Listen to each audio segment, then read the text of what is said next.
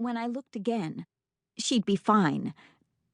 I did, and her eyes were still gone, gouged out, dried blood smeared down one cheek. I'm not hallucinating. This time, I'm not hallucinating. I bent to touch her neck. The skin was cold.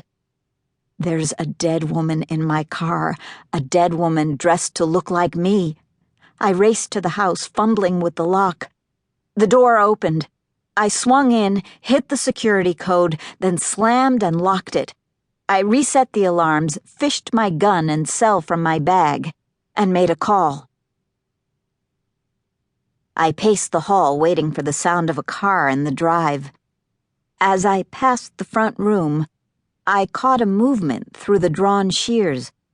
I nudged one aside and peeked out to see a dark shape by the gardens. A big black dog. Exactly like one I'd seen early this morning, 50 miles away in Cainsville. The hounds will come to Cainsville, and when they do, you'll wish you'd made a very different choice today. That's what Edgar Chandler said yesterday, before the police took him away, having arrested him for his involvement in 2 murders that had been pinned on my birth parents. Only a few people knew I'd rented an apartment in Cainsville, and he wasn't one of them. After the media had swarmed, I'd taken refuge in that sleepy little village in the middle of nowhere.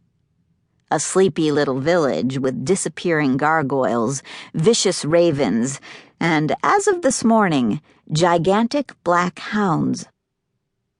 A sleepy little village where no one seemed to find it the least bit strange that I could read omens and see portents. I rubbed my arms. I didn't want to see a connection between Chandler and Cainsville. I loved my new town. I loved the safety of it, the community of it, the way it had welcomed me and made me feel like I belonged. I peeked out again. The dog was still there. And it was exactly as I remembered from this morning, a massive beast over 3 feet tall with shaggy black fur. There was no way the dog could have followed me 50 miles, yet what were the chances of seeing another just like it? I took out my phone. As the camera clicked, the dog looked straight at me. Then it loped off across the lawn and disappeared through the trees. A few minutes later, I caught the roar of a familiar engine and ran outside as a black Jag screeched to a stop. The door flew open. A man jumped out, ducking to avoid hitting his head.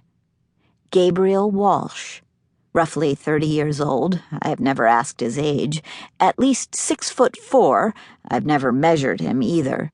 A linebacker's build with wavy black hair, strong features, dark shades, and a custom-tailored suit, despite the fact it was Memorial Day and he wasn't supposed to be working. He was, of course. Gabriel was always working. When I first met my mother's former appeal lawyer, I'd mistaken him for hired muscle, a thug in an expensive suit. 3 weeks later, I still thought the analogy wasn't a bad one. He did have a reputation for ripping people apart, though usually only on witness stands. Usually. Gabriel didn't even look at my car, or the corpse spilling out of it. His gaze shot straight to me, lips tightening as he bore down. Limped down, I should say. He'd been shot in the leg yesterday, and no, I didn't do it. As tempting as that could be sometimes. "Where's your cane?" I called. "I told you to stay in the house. I only came out when I saw you drive up." A grunt. A quick once-over. Then, "Are you all right?"